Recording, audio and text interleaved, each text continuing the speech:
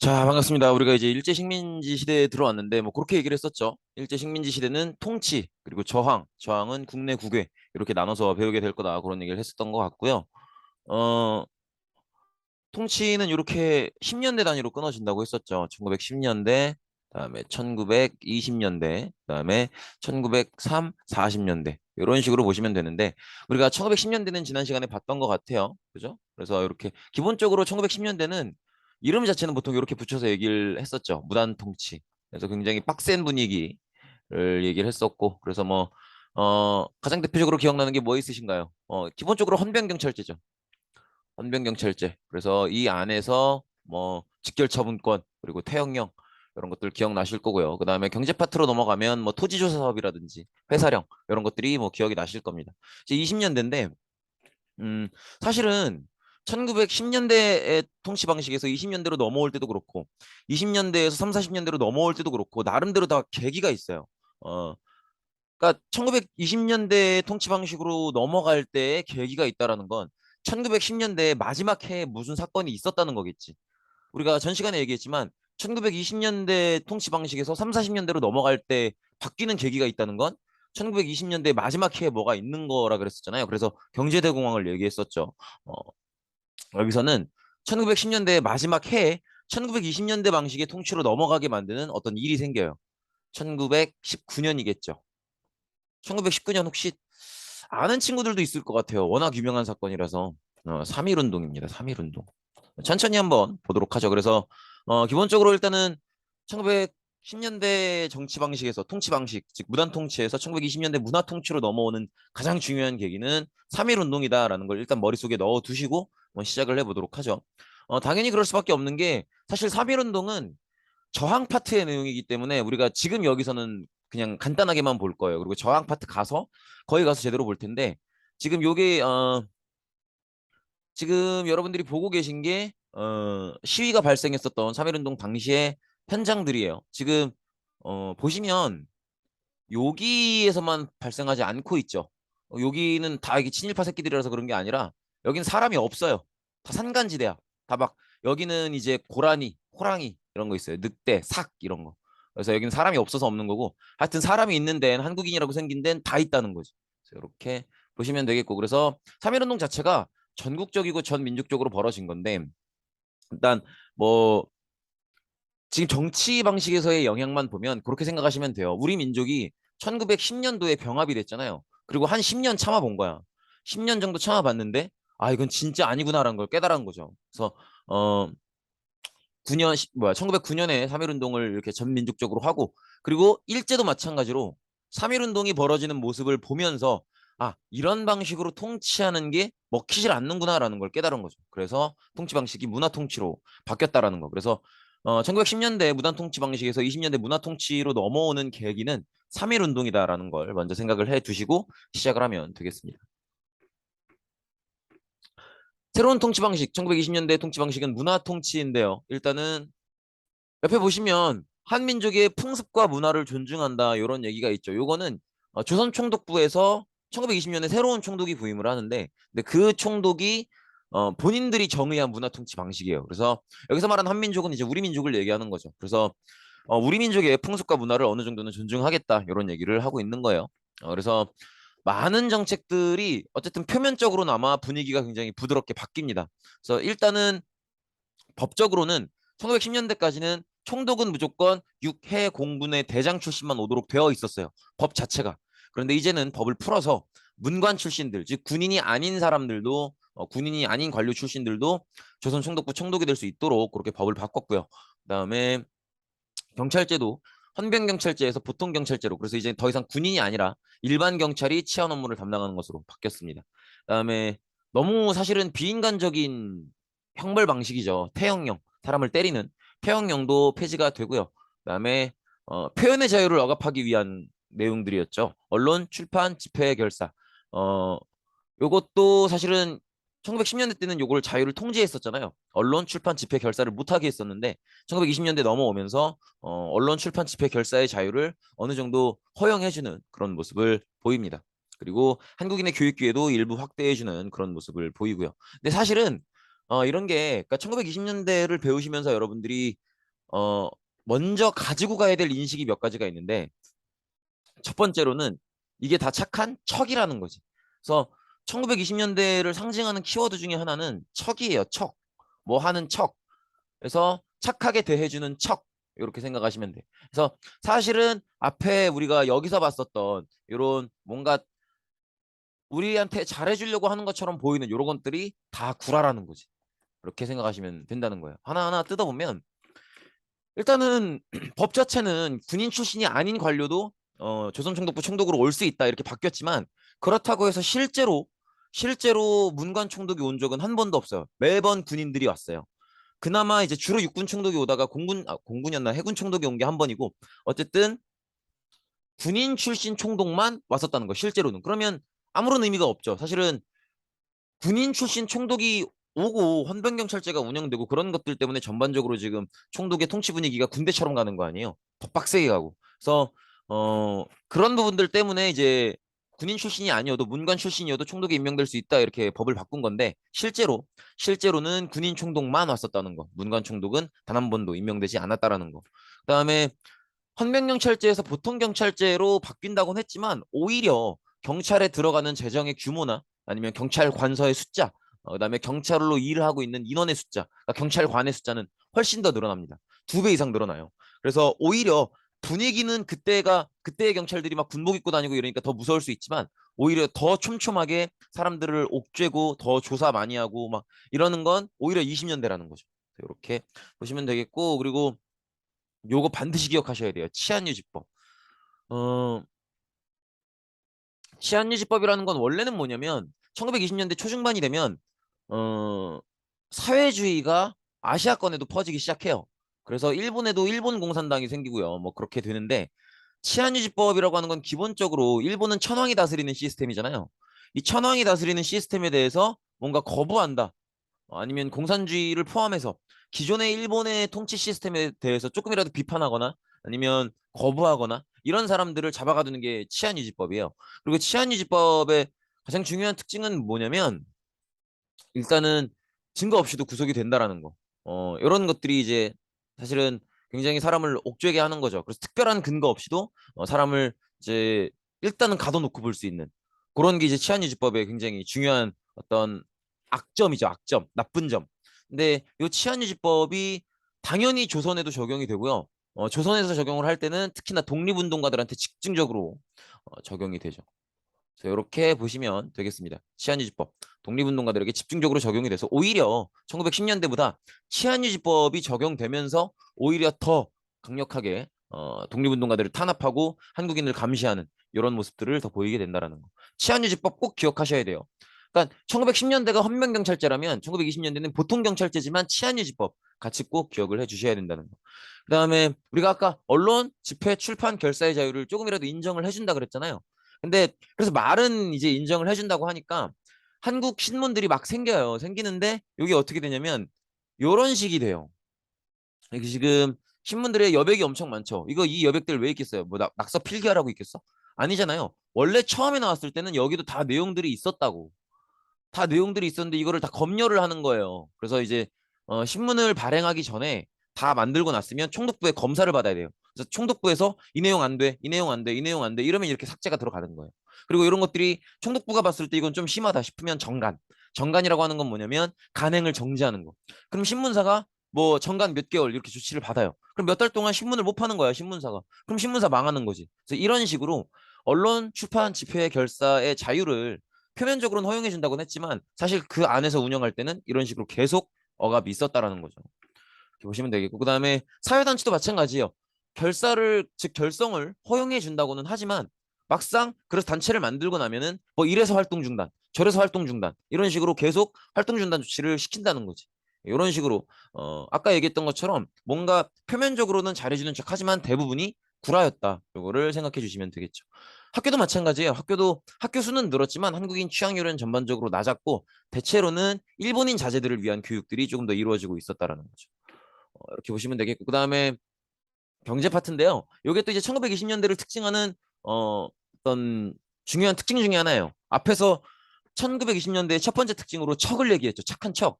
두 번째 특징은 경제적인 침탈에 집중한다라는 거예요. 그래서 그걸 대표적으로 알 수 있는 정책이 바로 삼미증식계획입니다. 삼미증식계획은 사실 요 글자만 봐도 대충 어떤 계획인지는 아실 것 같아. 느낌이 올 수 있을 것 같아요. 요 계획은 말 그대로 플랜, 계획이죠. 플랜이고 증식은 뭐예요? 늘린다는 거잖아요. 증가, 늘린다는 의미예요. 뭐를 늘리는 거야? 산미. 이 미자가 쌀미자예요. 그리고 요게 이제 생산할 산자고. 그래서 쌀의 생산을 늘리는 계획이라는 거죠. 근데 이게 잘 생각해 보셔야 돼요. 우리가 작년에 제국주의 배울 때 제국주의 즉 열강들이 제국주의를 하면서 식민지를 가지려고 하는데 왜 가지려고 그랬어? 산업혁명에 성공한 나라들이 식민지를 가지려고 하죠. 왜냐면 산업혁명은 공장이라고 했었죠. 공장을 더 잘 운영하기 위해서 식민지가 필요하니까. 그죠? 그래서 이 나라들이 식민지에서 원하는 건 뭐예요? 값싼 원료와 노동력 이런 것들을 원하는 거 아니에요? 일본도 마찬가지예요. 우리나라에서 쌀을 가져가겠다라는 거예요. 그래서 삼미증식 계획을 하는 거예요. 자, 이게 이제 이런 거예요. 1차 대전을 거치면서 굉장히 이제 공업화가 급속하게 이루어집니다.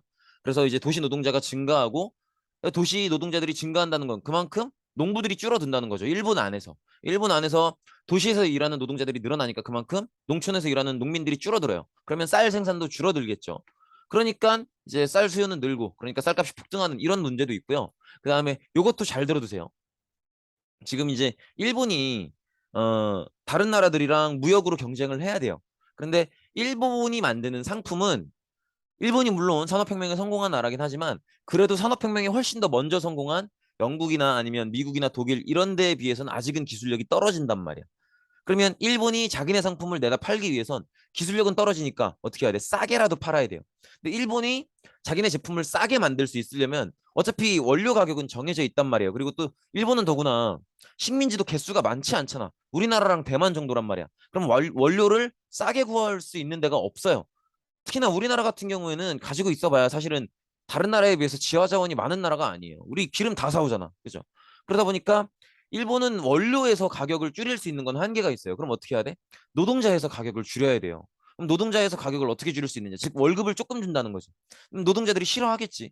그럼 노동자들이 월급을 적게 받아도 별로 불만을 안 터뜨리게끔 할 수 있는 방법은 쌀값을 낮추는 거예요. 적은 월급을 받아도 쌀값이 낮으면 그 월급으로 먹고 살 수 있잖아. 그러니까 일본이 이렇기 때문에 조선에서 쌀을 대규모로 가져가려고 하는 거예요. 그래서 사실 아마 기억하실 거예요. 식민지가 본격적으로 되기 전에도 강화도 조약 이후로 우리는 계속 끊임없이 일본한테 쌀을 유출당해 왔었어요. 그리고 이제 본격적으로 식민지가 됐으니까 아예 우리나라에서 쌀 생산을 늘려서 그만큼을 가져가겠다라는 거지. 이게 삼미징식 계획입니다. 그래서 구체적인 방법을 보면 수리 시설을 확충한다. 즉 그동안 이제 물이 닿지 않았던 지역에 물길을 끌어다 주기도 하고요. 그다음에 그동안 농토가 아니었던 지역에 개간이나 간척을 하기도 하고요. 그다음에 쌀 품종을 교체하기도 하고요. 그래서 이때 이제 일본 품종이 되게 많이 들어와요. 그래서 사실 이게 좀 되게 가슴 아픈 일인데 어, 부모님들 쌀 사러 가실 때 한번 쫓아가 보세요. 요새는 이제 쌀 자체를 안 사시는 분들도 꽤 많아서 여러분들이 이렇게 보실 수 있을지 모르겠는데 아니면 그냥 여러분들이 마트나 이렇게 이마트나 이런 데 가셔서 쌀 코너 그냥 한번 이렇게 쓱 보세요. 그러면 대충 보잖아요.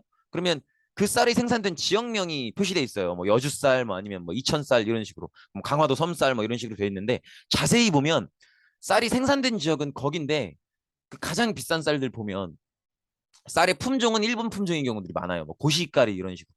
그래서 요때 이제 일본의 품종이 많이 들어오는 거죠. 그리고 비료도 일본 거를 쓰게 되고. 근데 이게 이제 중요한 문제는 뭐냐면 수리 시설도 지금 이제 물길 공사를 하겠다라는 거잖아요. 개간 간척하는 것도 공사고, 그다음에 품종 교체하는 것도 돈이 든단 말이야. 비료도 일본 비료를 억지로 사다 쓰게 하는데 이것도 비용이 들어요. 어쨌든 어떤 방식으로가 됐든지 간에 돈이 든다라는 거지. 그러면 일본 애들이 이걸 자기네들이 하는 계획이니까 우리나라 농민들한테 공짜로 해주냐? 절대 그럴 리가 없죠. 자기네들의 계획에 의해서 하는 정책일지라도 자기네들의 계획에 의해서 하는 걸지라도 이렇게 돈이 들어가는 문제에 대해서 이 돈은 이 한국 농민들, 조선 농민들한테 요구를 한다는 거죠.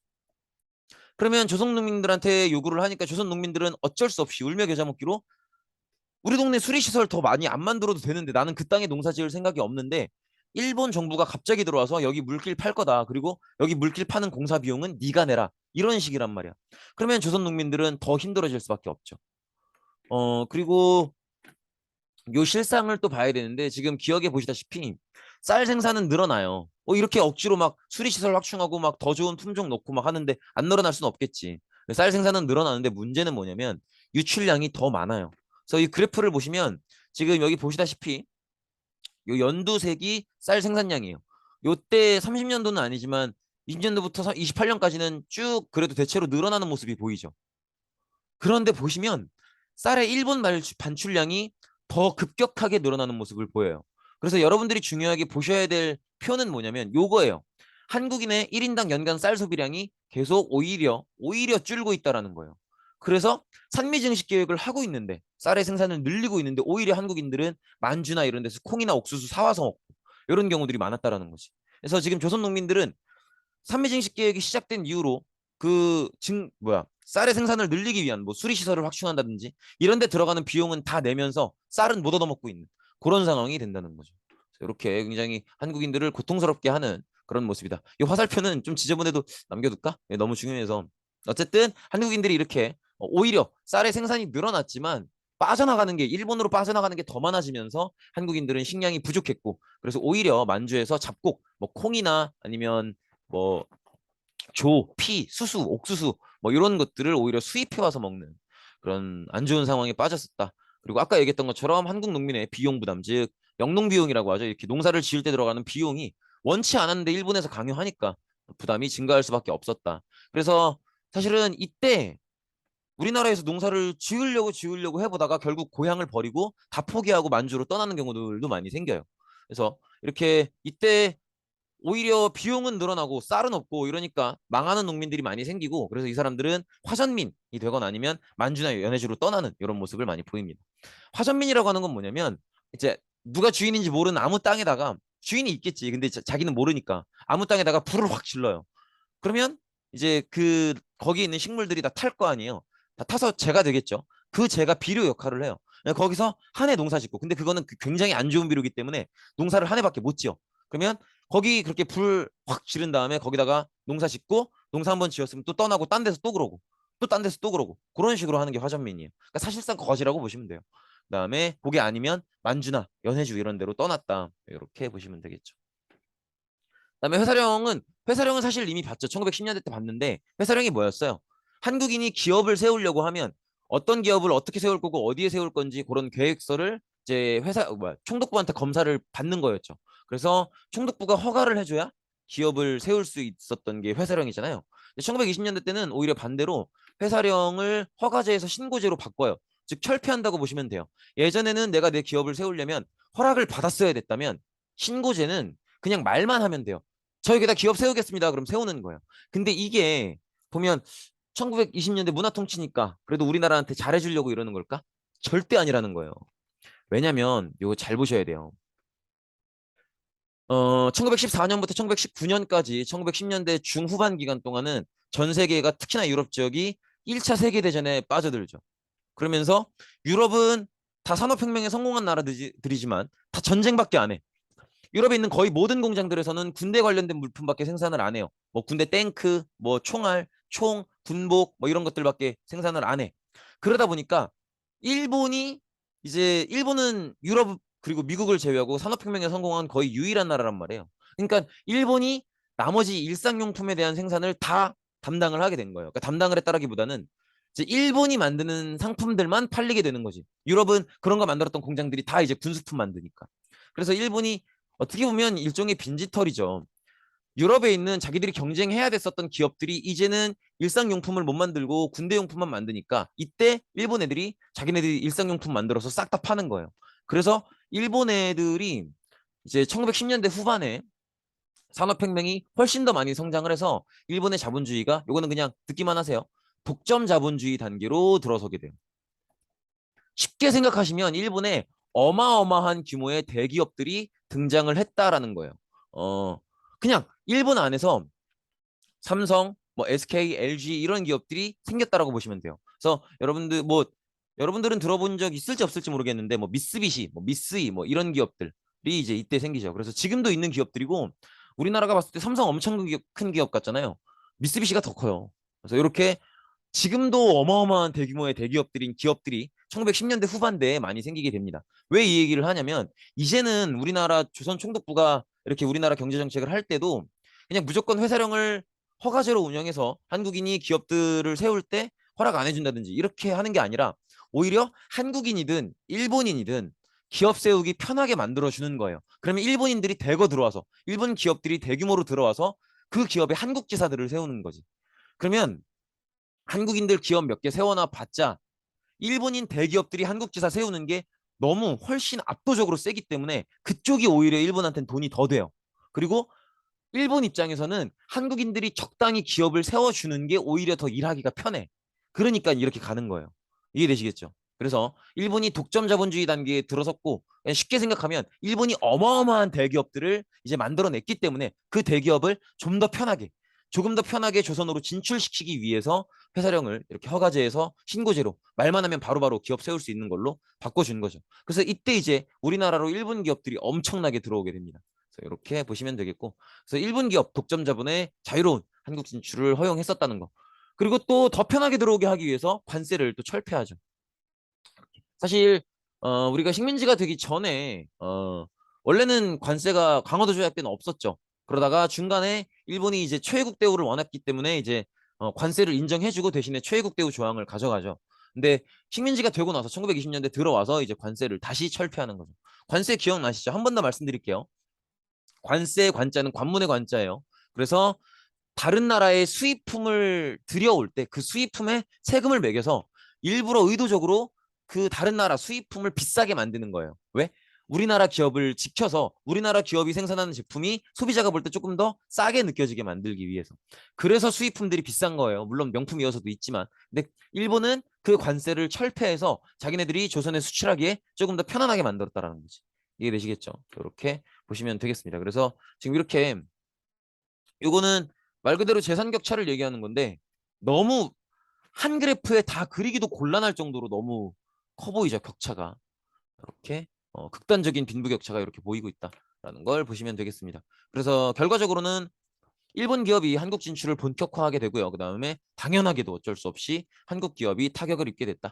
여기까지입니다. 고생 많으셨습니다.